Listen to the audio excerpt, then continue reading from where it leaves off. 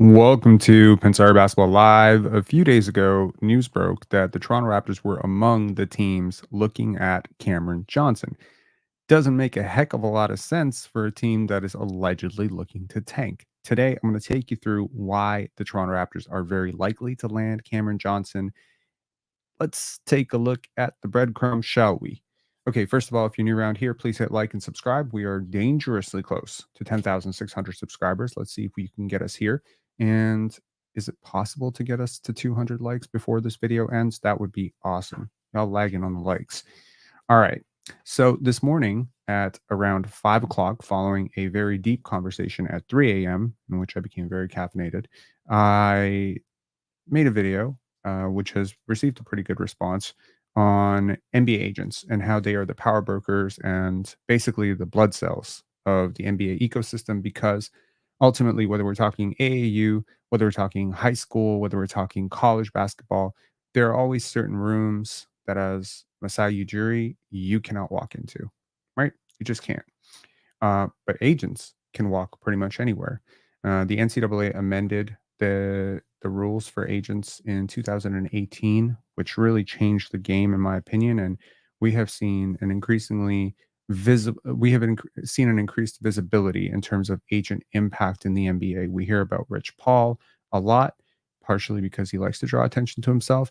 Now we are, as I mentioned in the earlier live, we are seeing agents being credited for the contracts that they're getting these guys, and that is because there is increased competition, because there is more money, and ultimately favors are being finessed. So let me put y'all on game. Okay. So I mentioned earlier today that Bill Duffy, one of the biggest sports agents, we're talking BDA and WME. So he represents Grady Dick, right? RJ Barrett, Scotty Barnes, and initially he also represented Goran Dragic. You need to follow the money here. I'm telling you, you need to follow the money here, because Goran Dragic was not going to get that money from Miami. I believe it was it a player option or a team option? I can't remember. That was then cashed in and then sent over to Toronto, and then Toronto had to basically suffer the consequences of having to move off that contract to San Antonio, which was then bought out. Ultimately, that money was paid. That money was then paid off to an agent. All the deals in which Toronto has seemingly lost over the last couple of years, I'm going to show you why they lost those, and it's going to start making a lot of sense. I'll give you another example of a deal the Toronto Raptors lost and explain to you why it makes a little bit of sense as we talk. Dennis Schroeder.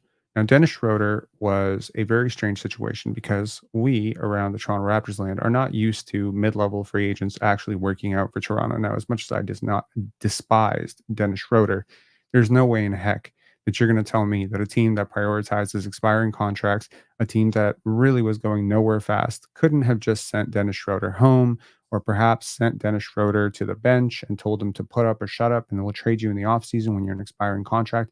Why did they take back the contract of Spencer Dinwiddie when they had no intention? Why did they not get back a single pick? There was nothing.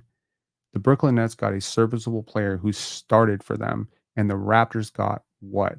Nothing. They got absolutely nothing for that. But what if I told you that Dennis Schroeder's agent is Sasha Vezenkov's agent, is Sam Decker's agent, is Jordan Wara's agent, is Damari Carroll's agent? Same person, that's Mark Bartelstein, represents all those people. You gotta understand how this works. A player has an agent for a reason, to represent their brand, to represent their career on and off the court. On the court, the player is their own representative, but off the court, in terms of roster disputes, in terms of playing time, in terms of the next contract coming up, all these things have to be worked through with the agent. Agents, good ones, especially the power broker ones like Bill Duffy, like Rich Paul, these people, including Mark Bartelstein, are able to, including Jason Gulshin, and we'll talk about these guys, all of these power brokers in the NBA, their advantage is they are able to help their clients when their clients get jammed, right? Right now, you have a person like, I don't know, Mikal Bridges, right? Mikal Bridges wants to go to New York. You need an agent to sign off on that. You need an agent to broker that. You need an agent to push that. And obviously, teams are going to have to play ball with agents because agents control a lot of players. You're not going to burn these relationships. So let me tell you something. Clutch Sports, right? You know why I keep talking about Moses Moody to Toronto and how he's going to be involved if the Raptors make a deal with the Golden State Warriors? Well, I'm not so sure anymore because at the end of the day, it's not about agents picking teams. The agent must always represent 99.8% of the time must always represent the best interest of the player. Unless the Golden State Warriors show themselves to be incapable of getting Moses Moody the playing time required to get his next contract up, right? To get his next contract value up. Neither the team nor the agent can play for the player. I can't make shots for Moses Moody, but I can negotiate that he's going to have a certain opportunity to compete for a spot that's open. And I'm going to try to do my best to make sure that I don't put him in a situation where he's a third stringer and he's having to sign a $5 million contract or he's getting a veteran minimum like James Wiseman. That's the disaster case for agents. So you take a guy like Moses Moody, consider who else, consider who else Rich Paul represents that has Toronto Raptor ties. Gary Trent Jr., Christian Coloco, okay. Fred VanVleet. Okay. You don't think Clutch Sports made a ton of money on that Fred VanVleet contract? That's $43 million. The Raptors helped broker that deal. Whether you agree or not, whether you think, oh, the Raptors lost Fred VanVleet for nothing, that's a massive favor that you did, Clutch. Now let's talk about Alex Saratzis. Okay. And I apologize if I'm botching that name. This is the Raptors in progress right now. And y'all know that. Okay, so the reason I know about Alex is because he's Dyson Daniels' agent. But I'll tell you three other players that he represents that have very, very strong Raptor ties. He's also the agent for Marquise Noel. The Toronto Raptors signed Marquise Noel as an undrafted free agent last year, kind of doing him a favor, in my opinion, because I'm not really sure what the competition level was like or how many teams were banging on his door. But there's not exactly a huge market for 5'6" point guards. The Raptors gave him a shot. The fact that he didn't stick around, couldn't stay healthy, didn't crack it, that's not the Raptors' fault. The favor is the opportunity. The favor is the role. The favor is the contract. That's the favor. You know who else? You know who else Alex represents? He represents Ochai Agbaji. That's right. Ochai Agbaji, they gave him an opportunity. Last year, Ochai Agbaji was given a massive opportunity with the Raptors. Did he succeed? Absolutely not. He did not succeed. You know who else he represents? New Raptor, Davion Mitchell. Starting to see the point here? This is a connection game. Mark Bartelstein. I talked about the fact that he represents Dennis Schroeder, right? Sasha Vezenkov. Sasha Vezenkov was deeply unhappy for the Sacramento Kings. Did Mark maybe make a call to Masai and say, "Hey, buddy, I need you to get my client out of here. We're trying to negotiate a deal here. We're trying to get him out of that situation. He's deeply unhappy." Did Masai, of course, and Masai and Bobby make an informed decision for the Raptors' interest? Of course, it's always going to be to mutual benefit. But Sasha Vezenkov needed to get out of Sacramento, and his agent got him out of Sacramento and put him in an optimal situation. I dare you to find five better situations in the NBA for Sasha Vezenkov. What is the situation that Sasha Vezenkov needs? He needs a coach who can utilize his talents. Check, Darko Rajakovic. And he needs actual opportunity to play to boost his value as a commodity in the NBA. You can't have another year like last year with Sacramento Kings where you struggle because you're not going. He has a team option on that third year. This is a contract year. Just like this is a contract year for Davion Mitchell, just like this is a contract year for Ochai Agbaji, you have these three agents sitting there wondering if their clients are going to get paid. And that is going to come down to the work that the Raptors do behind the scenes to develop and the opportunity the Raptors create on the court for these players to succeed. If you do a good job of supporting in creating an offense in which Sasha Vezenkov can look like a really good player, you might be getting Sasha Vezenkov. Well, I mean, first of all, you're going to get him paid on the team option because if he's great for you, you're going to pick that up. But after that, at the age of 30, he will possibly have a $15 million offer if he thrives. And if he does not thrive, he will be going back to Europe and making less money. That is how the money flows. 4%, 4%, 4%. Now, to the point of this video and why I believe Cameron Johnson will be a Toronto Raptor. Look, I think personally that Ty Sullivan did the job of jobs.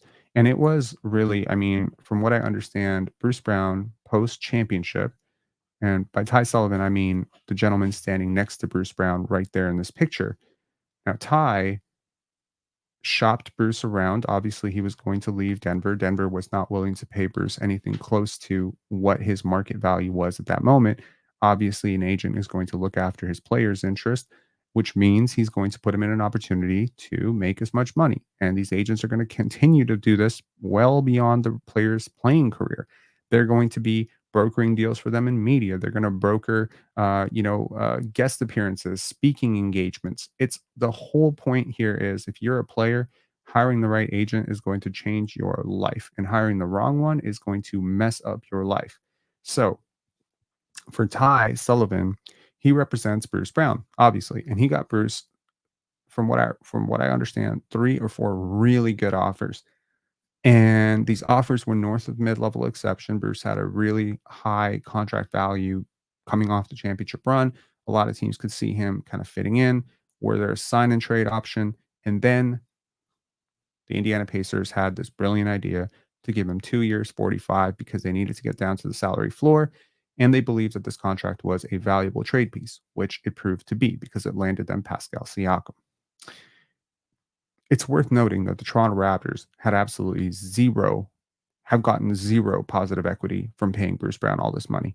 The Raptors are cutting his checks. They are writing this money. They are putting him on the court. They are trying to make him successful.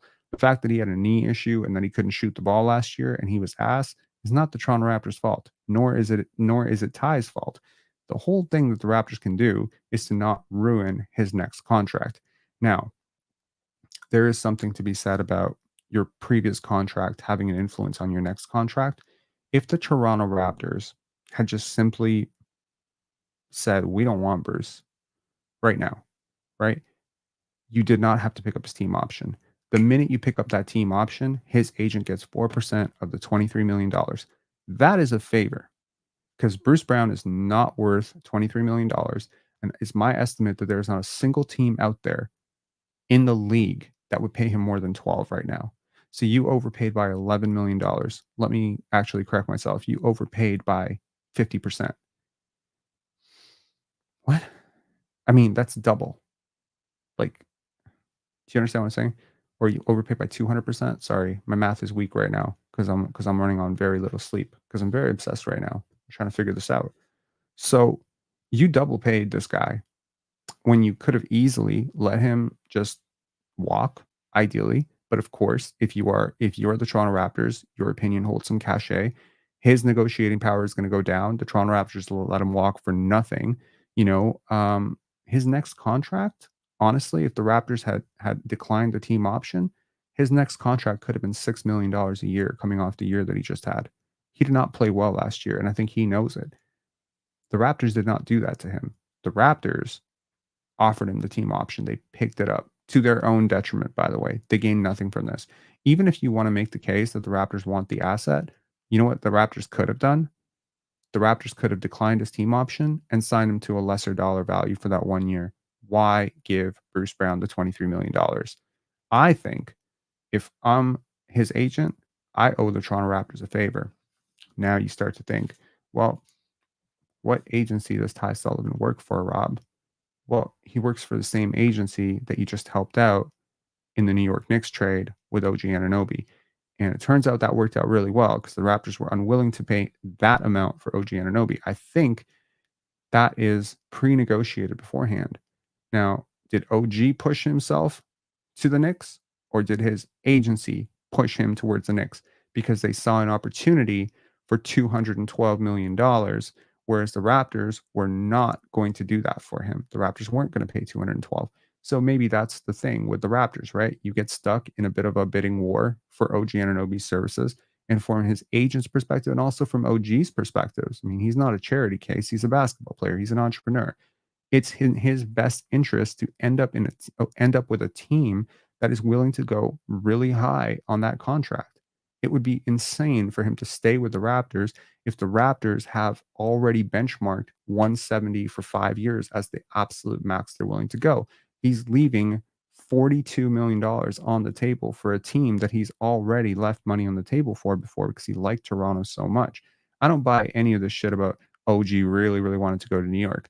I think what his agency saw, which is, his agency, which is, Aaron Rose, sorry, not Aaron Rose, wow.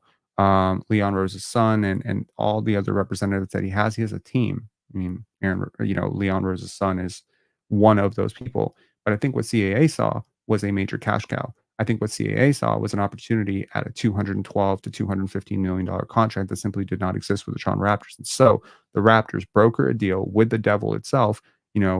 James Dolan and the New York Knicks, they make this deal, which at the time I said did not make sense. Why are the Raptors dealing with the Knicks? They would never deal with the Knicks. Now it makes some sense because getting OG this kind of money is something that the Raptors would do. Do you understand what I'm saying? Do you understand where I was coming from all those months where I was like, this doesn't make sense. This doesn't make sense. OG's not taking a haircut. Because initially, I'll repeat myself, the way the deal was presented at the time was the Raptors were willing to offer OG this much. The Knicks are willing to offer less. And his agency pushed him, and he pushed himself. Rather, he pushed his agent to push him. He changed agencies. He went from Clutch to CAA. He pushed himself to take less money to be in New York. That's how much he hated Toronto. And that's where I said, cap. The Raptors, I believe, given, where they are with their situation, where they are with Scotty Barnes, what they want to do with this team, I do not believe under any circumstance that they would have paid him $212 million. And that is why he's a New York Knick. But he is a New York Knick because the Raptors agreed to deal with a team that they didn't want to deal with, which in my book is a favor. If you're counting, that means the Toronto Raptors have done two big favors for CAA with Bruce Brown and OG Anunoby. Now here's the mic drop moment. Ty Sullivan is Bruce Brown's agent, right? You just got Ty Sullivan paid a little bit more money because you did something for Bruce Brown, even though he didn't really deserve it. Sorry to be pocket watching here. Bruce Brown's not a $23 million player. You just made him a $23 million player. Why? Well, Ty Sullivan is also the player agent for Cameron Johnson of the Brooklyn Nets. Now, why Cameron Johnson?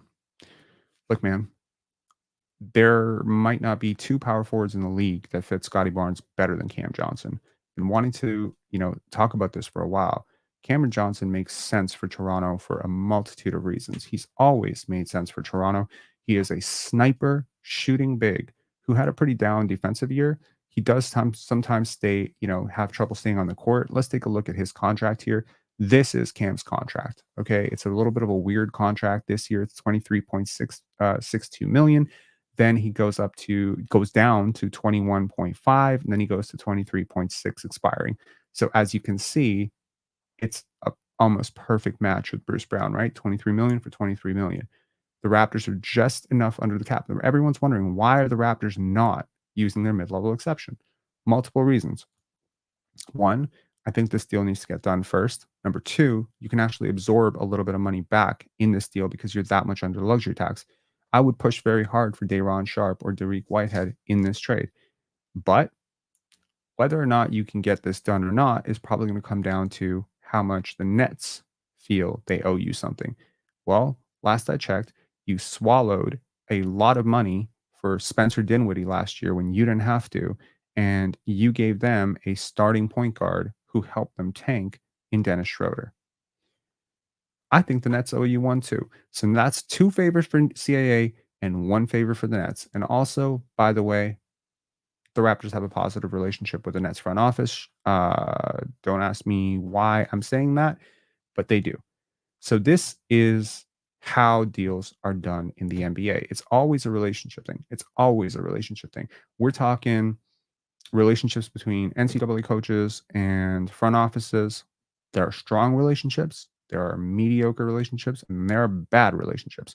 And if there's a bad relationship, I guarantee you that head coach in the NCAA program, if you don't have a good relationship with Baylor head coach, or if you don't have a good relationship with Coach K, or you don't have a good relationship with these guys, they are actually dissuading their players from coming to you.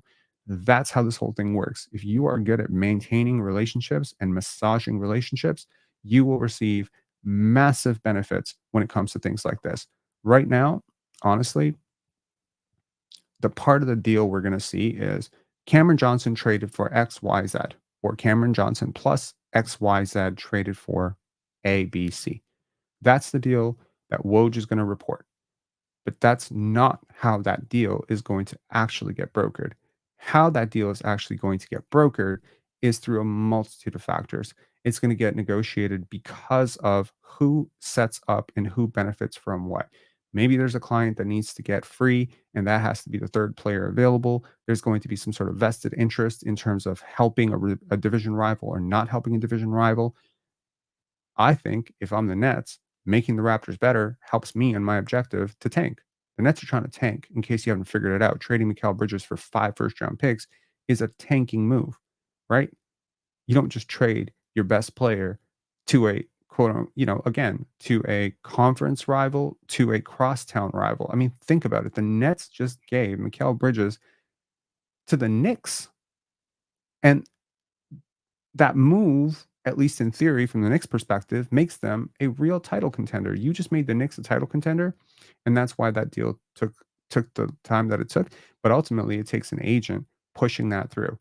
I think that Cameron Johnson's agent, Ty Sullivan, owes the Raptors a pretty big favor here, and I believe that Cameron Johnson also stands to benefit from this tremendously.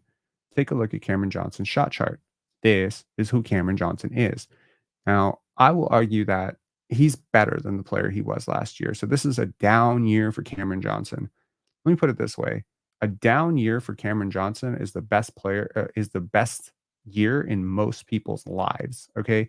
Last year was probably the worst season he's had since his second season in Phoenix. This is a hard worker. You want to know what else might push Cameron Johnson to Toronto? Actually, I'm gonna pay attention to the chat. Give me give me one more reason that the Toronto Raptors would have an advantage or why Cameron Johnson would want to come here. Certain coach. Where did Darko Rajakovic coach? These relationships matter. These relationships matter so much. Darko Rajakovic has coached Cameron Johnson. Bingo. There's your connection. So, the Toronto Raptors, who wins, who loses here? Nobody loses. This is the ultimate trade. And this is why, in my opinion, this will happen. I'm not saying that it's 100%. Obviously, it matters that the Raptors are willing to play ball on the picks and the equity and whatever else has to go back, that the two sides are not too far apart in terms of what is worth what, that some other team does not come out and blow the Nets away with a multiple first round pick. And honestly, there may be some competition from a team like OKC, right? Or Dallas or something like that, where I don't know, maybe something too good is offered, and the Nets have to go back to Ty Sullivan and say, we want to do you this favor and send him to Toronto, but this is what we're getting from this other team. And if Toronto wants to do that, that's fine. We'll deal with them, we'll prioritize them, but they got to come close to this deal. If you think right now, and this is what I'm going to say, I'm going to leave you with this, okay? Teams don't always take the best deal for themselves. Teams are not only looking out for their interests. The Toronto Raptors were not looking out for their interests when they chose not to trade Fred VanVleet for Grayson Allen on a first round pick. They were looking out for Fred's interests, their own interests, plus Clutch's interests. If you become over selfish, if you lose sight that this is bigger than you will face massive consequences down the line, right? Anthony Paris, please do not do the cap locks thing. If you are so desperate for people to see what you have to say, please super chat like a big boy. Okay. Um, Cameron Johnson knows Darko well. Correct. Big LJR, explain how the Nets turn around a move Brown if they don't at least get an incentive. So the incentive is you are trying to be bad, and Cameron Johnson is very good at basketball. Doesn't help you at all. Also, Bruce Brown has a relationship with the Nets. If you recall, he was playing for the Nets like 3 years ago before he went to Denver, right? So he's already had positive success there. More success, in my opinion, than Cameron Johnson, right? We gonna have to give up a first round pick, says Araf. Okay, so here's what I would do. And this is for both sides to save face because that's the other side. That's the other side of this is they have to also present it to their fans. This is a business. The Toronto Raptors have to justify every move to their fans, which means the Raptors had to justify, and by the way, they did a very poor job of justifying why they traded Dennis Schroeder for zero. Okay? Like they have to justify that. They had to justify to their fans why they traded Pascal Siakam for Bruce Brown and 3 first round picks. They did a very poor job of justifying that. And the Raptors are taking a beating for all these moves that you can't justify. This is how you justify it. Now, you're never going to be able to actually earn the full credit of why this deal goes down, but you've earned a lot of positive things here. Um, Jasper saying Cameron Johnson makes no sense whatsoever. A 28-year-old who is basically just a taller shooting Bruce Brown type as he needs to be on a contender to be good. Why not try and get Zeke Naji? What did my therapist say about anger management? Okay, good. Um, okay, let me try to approach this like an adult. You probably haven't watched 4 Cameron Johnson games in your life. And if you have watched 4 Cameron Johnson games and they were not the worst games of his life, I don't understand how in the world you could ever compare Cameron Johnson to Bruce Brown. They're completely different players. You are talking about one of the best shooters in the NBA.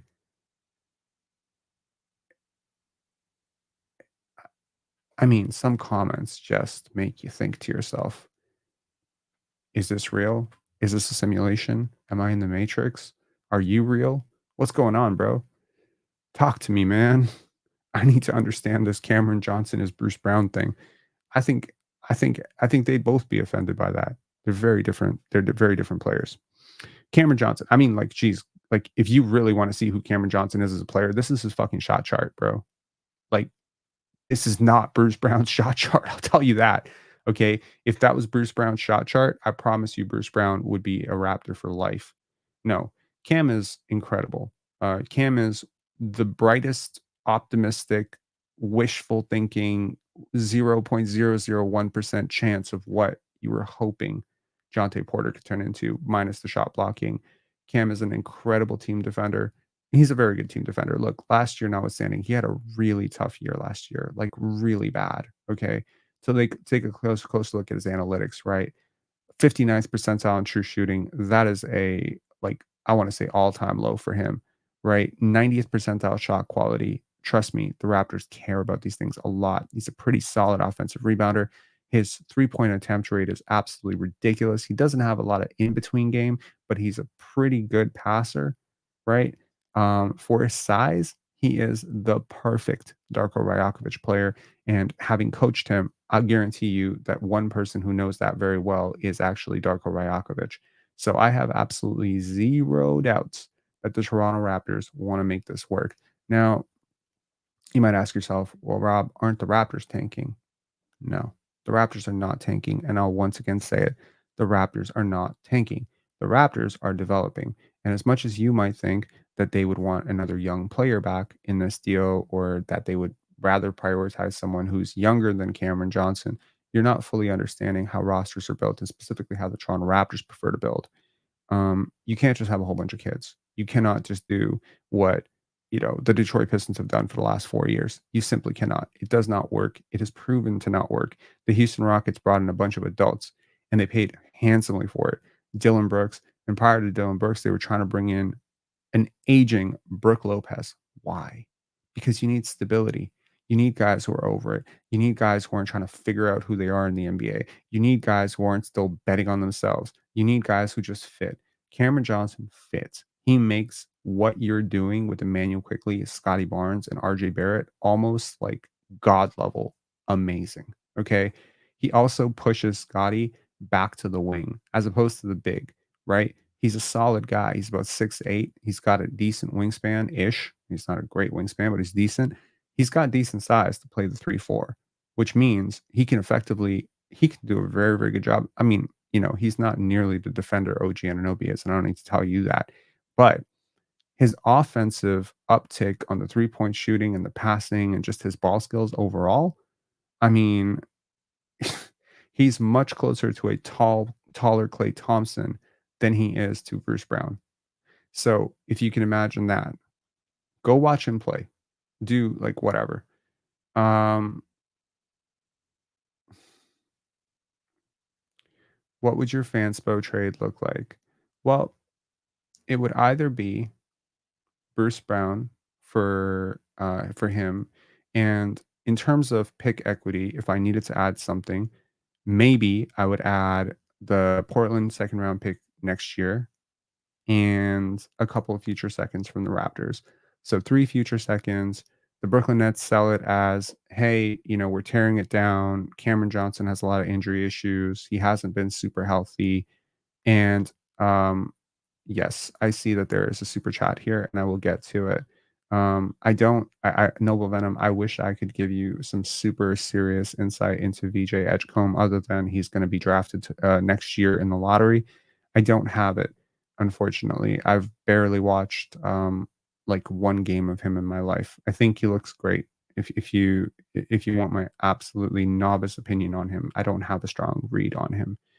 But my overall read on the 2025 NBA draft is it'd be really great if the Raptors had a top 10 pick in the 2025 draft. That being said, because of Cameron Johnson's complicated injury history and because he's not in a contract year, you could certainly shut him down for half a season, train him, work with him, whatever. You can milk injuries later on in the season. This isn't a guy who's in a contract year where you're setting yourself up to, oh, we can't shut him down because how do you ask an NBA champion to tank? Ha ha, Fred VanVleet. The implications here are very simple. We would have wanted the Raptors to tank for Wembanyama, but it wasn't going to work with Fred VanVleet on the roster betting for a contract. You can hate Fred VanVleet for it. You can hate his agency for it. You can hate the Raptors for playing ball. But ultimately, the fact is the Raptors have played ball at every single step. The Raptors have played ball with Bruce Brown. The Raptors played ball with Dennis Schroeder. They gave him a full mid-level when, frankly, he didn't deserve it. In my opinion, they were the only suitor for him that was willing to give him a starting spot and a full mid-level. They gave him an amazing opportunity, and I don't think his agent could ever argue that the Raptors didn't do right by Dennis Schroeder. And he got paid. He got paid more money than he would have, and now they have sent him back to a team that allowed him to start. Dennis Schroeder happy, agent happy, Raptors unhappy. Why is it that the Raptors keep getting screwed in these situations? I don't think the Raptors are getting screwed. I think the Raptors are building up favors. And ultimately, I believe that the Toronto Raptors will be able to make a trade for Cameron Johnson because his representative will push him towards Toronto. I believe that Toronto makes sense. I believe that he knows Darko. The coaching staff here is very good for him. The system is a perfect fit. And if you are Cameron Johnson's agent, which is, of course, the same agent as I mentioned, Ty, for Bruce Brown, you will actually see a positive equity on Bruce Brown being in Brooklyn because he'll get his numbers in Brooklyn. He'll probably play a lot of minutes in Brooklyn, right? He'll be able to help the young kids in Brooklyn. So it's positive for Bruce Brown to be there, and it's positive for the Nets because he's not going to help you win as much as Cameron Johnson would.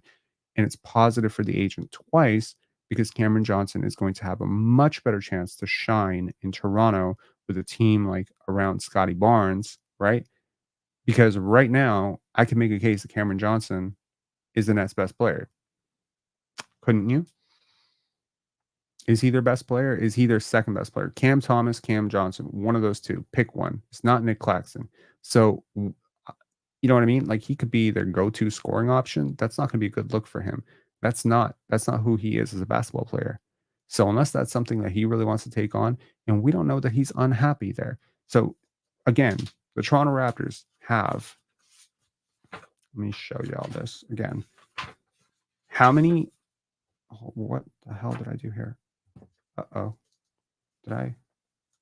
Ah, sorry, backwards. So one side of this is one thing, the other side of this is the other thing. So the Raptors have helped Spencer Dinwiddie, that's Jason Golshan. And by the way, as I mentioned, Jason Golshan, Jacoby Walter's agent. You've heard, and I alluded to it earlier, you've heard of promises, like draft promises, where an agent just shuts down their client. I think Jason Golshan had two objectives for his client, which was get him drafted top 10 or get him to the Raptors. It's that simple, right? They skipped over a lot of workouts to get him here. Do you think it has something to do with the fact that the Raptors did have a positive relationship on the Spencer Dinwiddie thing, that he got paid a lot of money there? I think that's a favor. Personally, I think that's a favor. You could say I'm reaching on that one, but helping Dennis Schroeder get into the right situation, giving Sam Decker a final chance with the NBA for Mark Bartelstein, giving DeMar Carroll a massive contract and then trading him to a position where he would be still successful, giving Jordan Nwora minutes last year instead of getting him traded to a team that didn't play him at all, at least giving him a shot to land a contract in free agency this year, bailing Sasha Vazenkov out of the King situation, right, and putting him into a situation with a coach that he trusts in Toronto. Again, Ty Sullivan, making him rich. I'm telling you, man, the Raptors have absolutely helped guys get out of bad situations multiple times. They're brokering deals here for Ochai Agbaji, Davion Mitchell, Marquise Noel. Keep these names in mind, keep these thoughts in mind. And I think my objective with these last two videos, this video and that video, is to readjust how you think about taking a loss on a particular contract or taking a loss on a particular deal.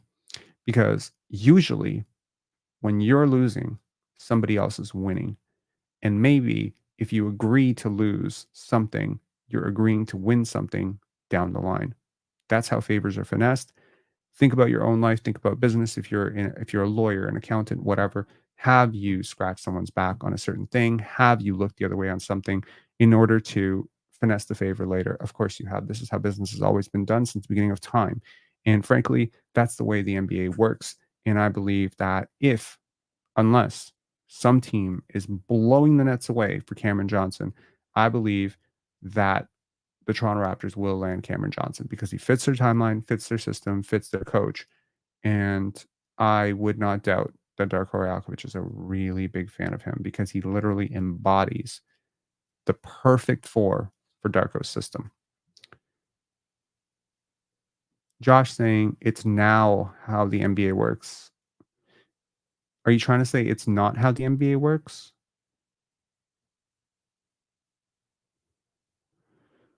When do you expect this deal to be done? Probably the next 2 weeks.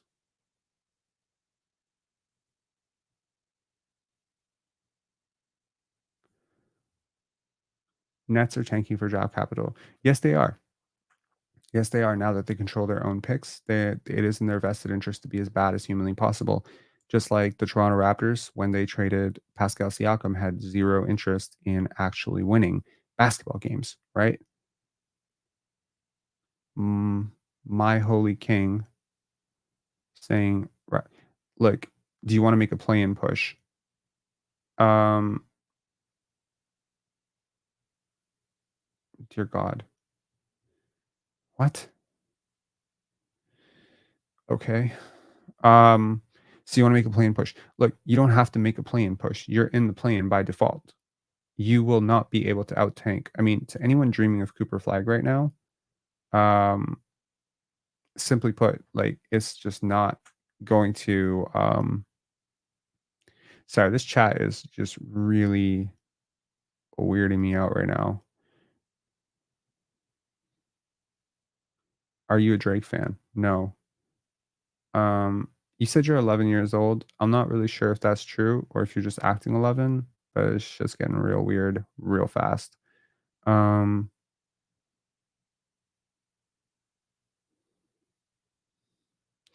only Bronny can save this team. Complaint. What?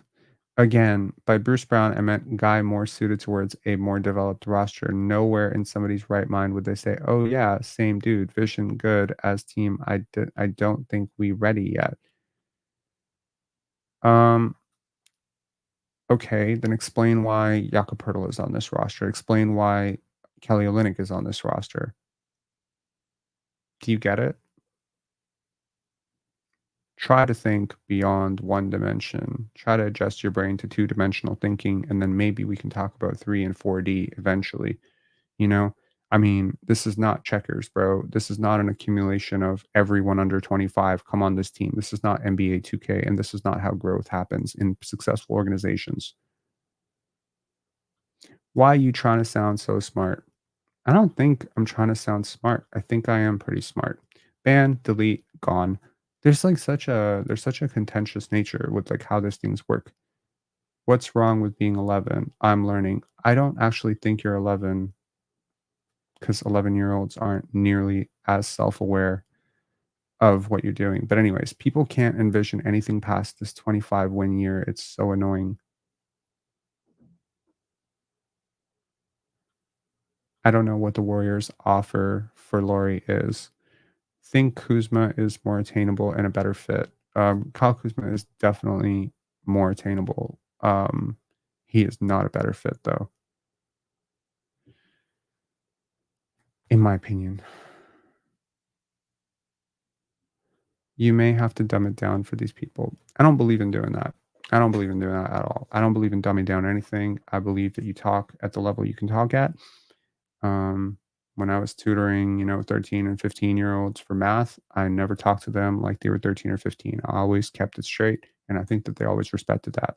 So I'm not going to dumb it down for anybody. I can try to explain things in a more, intelligent way or maybe a slower way and pace it down, but you can go over the basics, but you should never dumb it down for anybody. I think that's doing a disservice to the other person.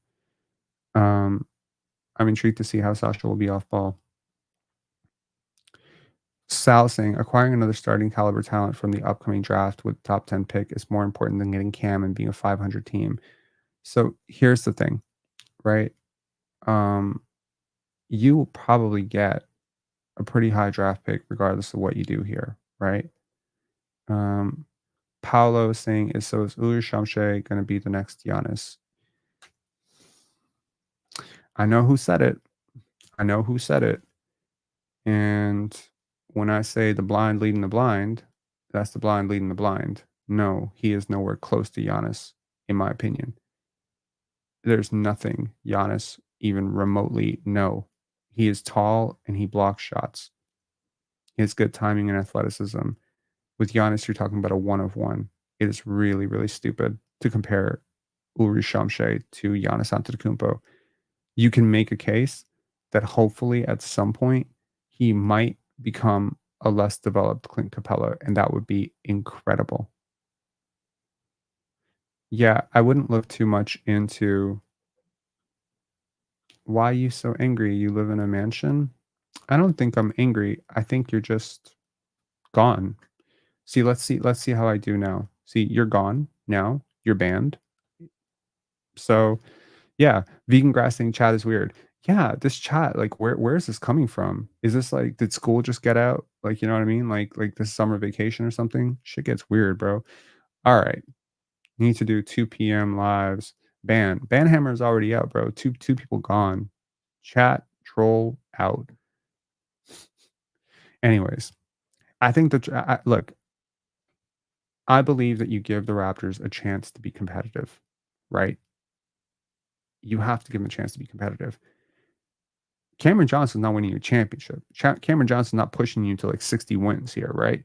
He's just making what you're trying to do competitive. Also, by the way, he's also a fantastic asset. If he has a healthy year, that's also a really fantastic asset, right?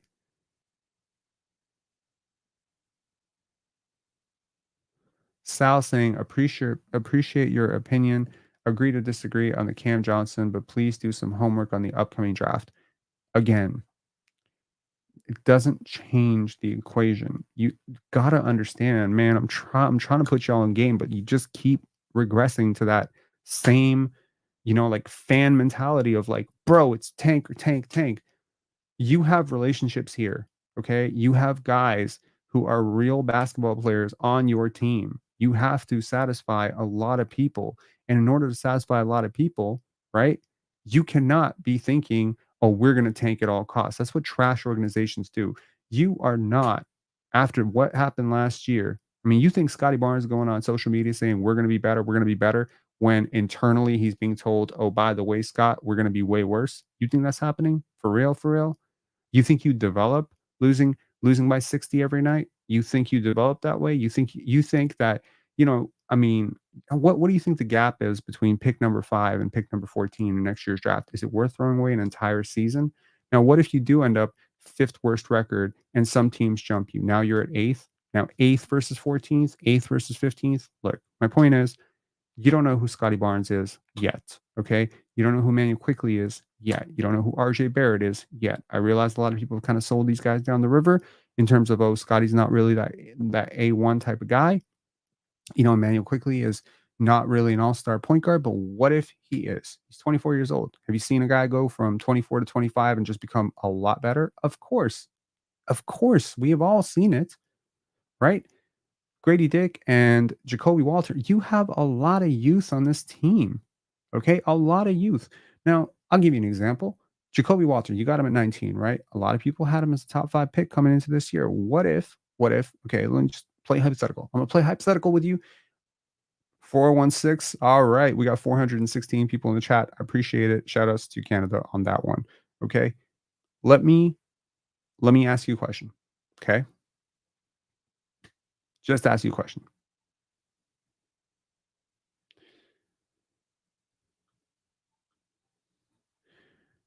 My question is as follows. Jacoby Walter was pegged as a top 5 pick. He started out as a top 5 pick. He was top 5, top 6 in every single mock that I can remember. Or most of them. He was at least top 10, right?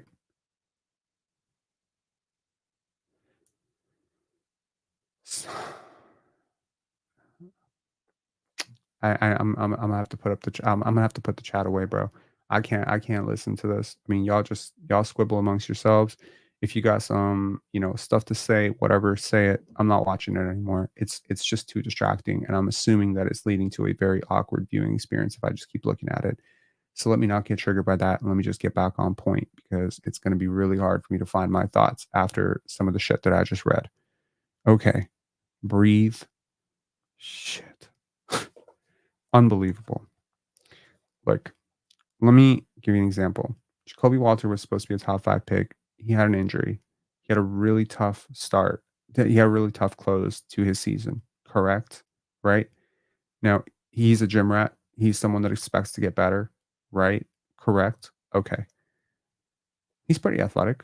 6'5" ish, 6'10" wingspan. That's a pretty fairly sized guard, right? So I want you to imagine that Jacoby Walter decides that he had a really tough season. He has some unfinished business at Baylor. He decides to work super hard this summer and he goes back to Baylor. Okay. And let's just say next year he doesn't sustain an injury and he's super healthy and he puts up like 24 points per game, which is a massive improvement where he was this year, right? And what if Baylor has like a really deep a tournament run and they're like in the final 4? Could you see Jacoby Walter being an 8th overall or 9th overall pick next year? Because I can. Now, I'm not even a really big Jacoby Walter fan yet, but I can still see that outcome. So you got to see this from the perspective of you're only seeing top 10 pick, top 8 pick. You're not seeing the underlying relationships that you'd be burning in order to dispose this roster. What are you telling Emmanuel Quickly and Scotty Barnes when you strip away the roster and basically aim to lose? I told you all before, you must aim to win and then correct when you are wrong. You must aim to win and then correct when you are wrong, which means you have to approach your training camp with the goal to make the playoffs. And if by 25 games, 30 games, it hasn't worked out, then you pull the trigger. You don't come out 0-10 by design. You should never do that. If I was running a team, I would never do that.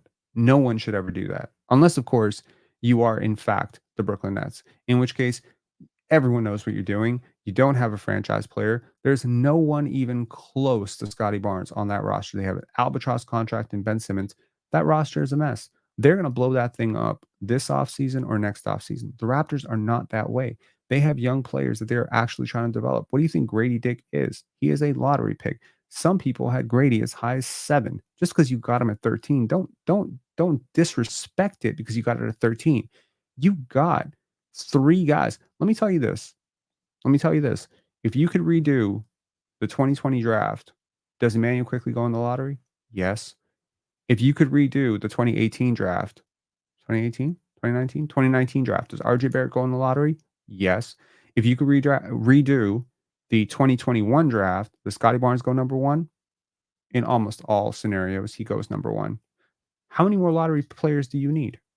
What is this incessant need to consistently bottom out? You don't think people lose when you bottom out? A lot of people lose when you bottom out. Your franchise loses value when you bottom out. Fan interest wanes when you bottom out. Media coverage goes away. Your player's actual asset value. Look at what's happening to Gary Trent right now as a perfect example. The Raptors' disastrous season last year and Gary Trent's own disastrous play, which frankly contributed to the disastrous season, because frankly, if he plays well, we probably aren't nearly as bad as we were because he started out really ass. He is struggling to find a contract right now. I don't think I'm happy if I'm Clutch, but it wasn't because we benched Gary Trent Jr. and held him out of the rotation and asked him to sit games and deliberately designed a play that was not going to help him be successful. We had to continue to put him in positions to be successful, and he had to continue missing shots. It helped us to tank, I guess. I mean, it helped San Antonio that he tanked. But ultimately, you must think of this from the broader perspective of just, oh, let's be bad and get draft picks. Look, cross that bridge when it comes. If you start out 5-15, nobody, including the players, will have any issue with you tanking because they'll see for themselves. But you must understand these dog days of summer right now, right? This is a human game. That's what I'm trying to tell y'all. This is a human thing, right? Like when Fred VanVleet was saying all that shit about people on podiums and on podcasts and talking about this and that, talking about Scotty this, you don't think that that had an impact on all the players around him? Of course it did. You don't think that's the human side of basketball. You must factor that in when you talk like this. You must. Okay, there's 52 comments. I'm not looking. If there's super chats, I will answer them later. I promise. Before we exit, which is exactly in 7 minutes, hopefully, I'm gonna answer the super chats, but anything else, I'm just not looking at it because chat is weird right now. Okay, and I apologize for anybody who's having to deal with chat right now if it has continued to be weird since I stopped watching it. Okay, the longer term goal here is to build a winning system. In order to build a winning system, you must first take the first step towards winning, which is winning a little bit, which means getting to competitive games. You are going to make Jacoby Walter better in games that matter than he will become in games that don't matter. And also, it's going to be good for these guys to have better players around them because ultimately, if you want Jacoby Walter and Grady Dick and all these guys to be successful, you need to create space for them to navigate the floor. Cameron Johnson helps with that. You need veterans in there who have these young kids. Like Cameron Johnson, one of the best shooters in the league, right? He's been in the league for a while. He got paid $108 million on his last contract. You don't think this is someone that Grady and Jacoby Walter are going to want to lean into? Now, you want to define Jacoby Walter as a 19th overall pick, Grady as a 13th overall pick. Let me put you on game, bro. A 23rd overall pick, OG Anunoby just got paid $212 million. The 27th overall pick, Pascal Siakam just got paid $192 million. An undrafted free agent like Fred VanVleet just got paid what 113, 150, 125, whatever it got $1 million, right? The draft position is meaningless. It doesn't mean shit. So bottoming out, next year, you ask yourself which of these two things you would prefer. The Raptors make the playoffs and draft 15th or 16th, right? Because the West is going to be better than the East. So best case scenario, even if you make the playoffs as an 8th seed or a 7th seed in the plan, you're drafting 15 or 16 in a really good draft, okay? Where, again, You have positive equity with all these agents. You're probably going to get somebody who's going to be a lottery pick who's going to fall into your lap at 15 or 16, right? Not a bad place to be. You know who else was a 15th overall pick? Kawhi Leonard. Okay. You know who was a second round pick? Marc Gasol. Remember the last time the Raptors won a championship? Zero lottery picks. Think about what you're saying here. You need and why? Why was Marc Gasol so good? Was he good because he was a high lottery pick? No. He was good because he went into a system that developed players. I'm sick and tired of pretending that players are high draft picks and it's a good thing. James Wiseman's a high draft pick. He's ass. He just signed a minimum contract because there was not a system in place really for him to develop. And it was not optimized. Every Warriors draft pick, with the exception of the two guys who came in as older rookies, which is Brandon Pajimski and Trace Jackson Davis, have failed with the Warriors. Why? Did something change for the Warriors? Yeah, a lot has changed for the Warriors over the last 5 years. A lot. Andre Iguodala is gone. Sean Livingston's gone. Andrew Bogut is gone. These guys were important, man. They're important to the development of young players. You think the Raptors are so stupid that they, got Otto Porter and Thaddeus Young, benching street clothes, but that's the dummy in you. That's the idiot in you because you don't see maybe you're not successful, but if you have been successful, to anyone out there who's successful, tell me which one of you did it without mentorship. Tell me which one of you did it without guidance. Tell me which one of you did it without watching somebody who's better than you, older than you, show you the ropes. Tell me how it happens. You think that this is 2K, that you can just put a whole bunch of 22, 21, 19-year-olds on a team and just say, okay, go run up and down, and you're just going to get better. They are going to be kids, running kids, bro. You can't do that.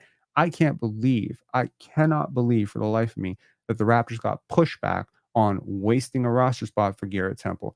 Garrett Temple is very valuable. He's a very valuable player. The young players love him for a reason. He's a stabilizing force. He's someone that they can talk to. This is a very complicated thing. Ask yourself where you were when you were 19, 20, 21. Did you have TAs? Did you have professors? Did you have mentors? Did you have parents? Well, guess what? These kids are not living with their parents right now. They need this guidance, otherwise they fall off. You need to understand that this is more than a basketball simulation or your fucking fantasy leagues. I believe the fantasy leagues and betting apps are ruining y'all's minds, right? This is not a simulation. This shit does not happen on paper. It happens in the bars, it happens in the strip clubs. And you know what? If you handle this incorrectly, if you don't handle your team culture correctly, if you don't handle development correctly, you end up exactly where the Toronto Raptors were 2 years ago. I think the Raptors found out I think they found out in the worst possible way and the hardest possible way what happens when you neglect culture long enough. That's what happened.